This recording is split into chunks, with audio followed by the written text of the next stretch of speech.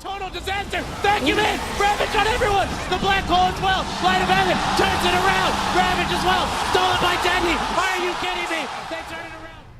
Hey everybody, I'm Torn, and today we're going to be looking at a team fight between Hellraisers and Powerrangers in the Dota 2 Asian Championship 2015.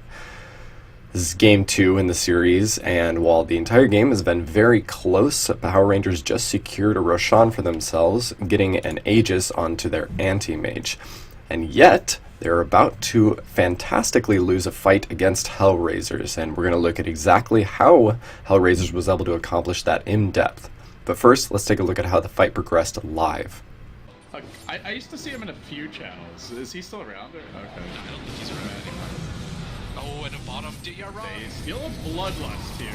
So look to finish off J4. He should be going down momentarily. Now your coil deployed, catching out Sadiqa, who's forced to receive Doom not being cast. He has Refresher. Is he gonna get it off? Does he need to? Everyone's being chased back. Arts gets bashed. Bashed needs more when he's out of mana. He's got nowhere to go. Doom to turn around and just get this kill. And he's just running from the illusion. Use your abilities, man. Now the Ravage is going out just there again. Come on, my friend. Why are you so scared? You have a Refresher BKB. He sees you have, He's he's got an Aegis to run out. Hopefully again, Doom number 1, it's stolen, it's used against him. There will be no Doom number 2 unless he can get all the way back to the well and wait it out. Ice Blast coming in onto Dayara. What a train wreck of a fight, and the Doom in grave danger of falling here. Cheshire Cat down. How is it falling apart like this for PR? They'll buy back of the AM. They lose Saniko still. The Bash. They need more Bashes here. Oh my god. So tanky. He's not even gonna die. Oh my goodness.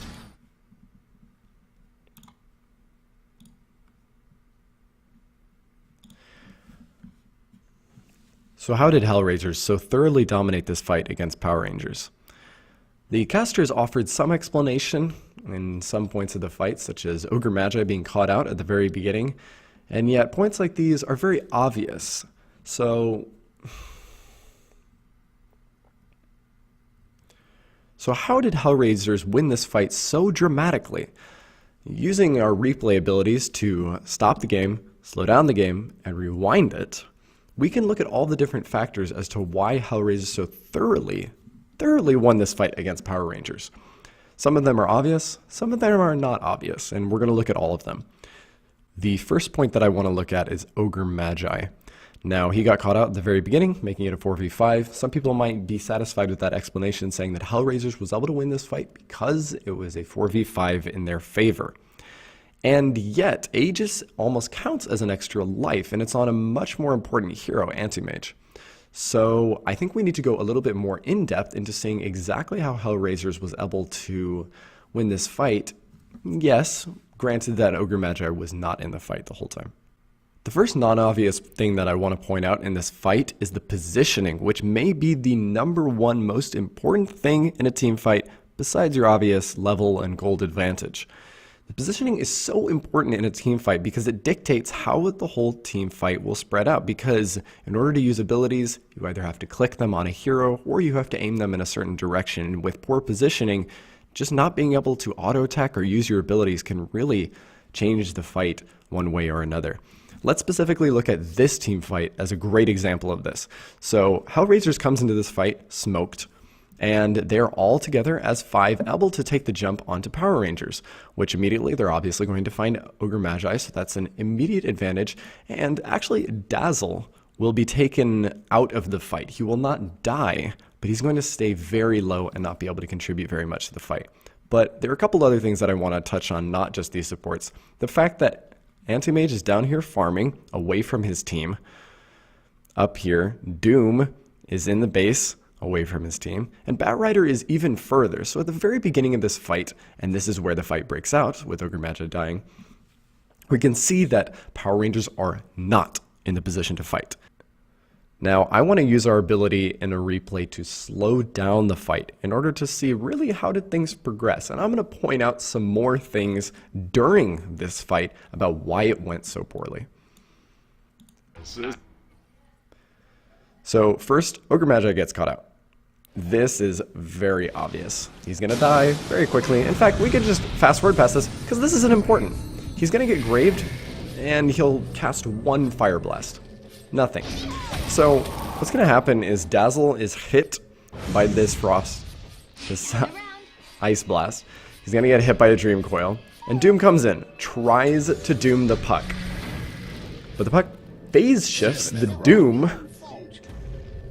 And immediately when Pucks comes back, you're going to see Doom try to cast. Pay attention to this icon. You will see that it is actually in motion, and he uses himself. So currently, the Doom has done literally nothing in this fight, and Anti-Mage is engaging the enemy. Now, Doom is coming in saying he is not going to get off the Doom onto this puck, so he comes in to help his teammates. Anti-Mage runs in and is actually doing considerable damage to the enemy team, but something very key happens, and we need to look at this as our third point in this fight. The third major thing that happens in this fight is Doom is zoned out. Now, we could talk in depth during this fight about whether the Doom was zoned out objectively or whether he zoned himself out. Now, the reason that I'm going to say this is that we currently have, I believe, we have 5 Naga illusions chasing Doom. They are draining his mana and dealing damage to him, which really sucks. And he chooses to run away from where the fight is happening, and his team is actually not doing terribly. I mean, Tidehunter does still have a double Ravage that he's waiting to unleash against these 2 targets that are currently in BKB. But Doom runs away. He still has both Dooms ready and available, one which he could have used on this Tidehunter that is getting ready to Ravage anytime soon. And yet, as we will see, we will continue the fight. As we can see, Doom runs away for the next 15 seconds of this fight. In fact, you can even look at it. I believe it might even be longer. So we can see that PR has quite an advantage. They're chasing down the enemy. He still has an Aegis. They're really not doing too bad so far, considering how poorly this fight has gone. And this right here is when the fight turns around for Hellraisers.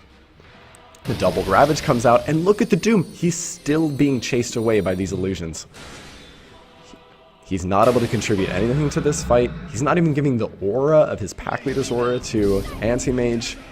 Dazzle comes in for some help, but he's really been a non-presence throughout this whole fight. And at this point, the fight is lost. Even, let's just look at this positioning. Now at this moment in time, I want you to look at the positioning of Power Rangers, and I want you to look at the vision of Power Rangers. Halfway through the fight, they have still not improved their positioning. Hellraisers is fighting in a much, much better positioning. For example, if Power Rangers wants to chase Hellraisers, they will have to be chasing uphill where they have no vision.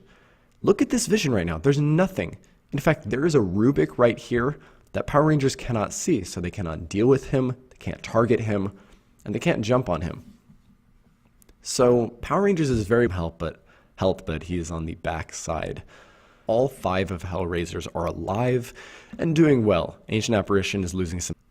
At this point, Power Rangers makes their last mistake in this fight, and that is to keep fighting. Power Rangers lost a lot here. They had 2 heroes go down. It might be a little dangerous since Hellraisers are so close to their base and might choose to push. But Anti-Mage will die, and he'll have his Aegis go off. It's bad. But the fact of the matter is that Hellraisers pushed on, and Power Rangers continued to fight with this horrible, horrible, horrible positioning. Because I want you to look at what happens when Anti-Mage respawns in this fight. So clearly, Power Rangers gives the call to keep going in the fight, and he blinks forward. At this moment, Power Rangers, when Anti-Mage is literally about to respawn, he has 1 second left, they can see 0 Hellraiser enemies. They can see 0 Hellraiser heroes, and this is a giant problem.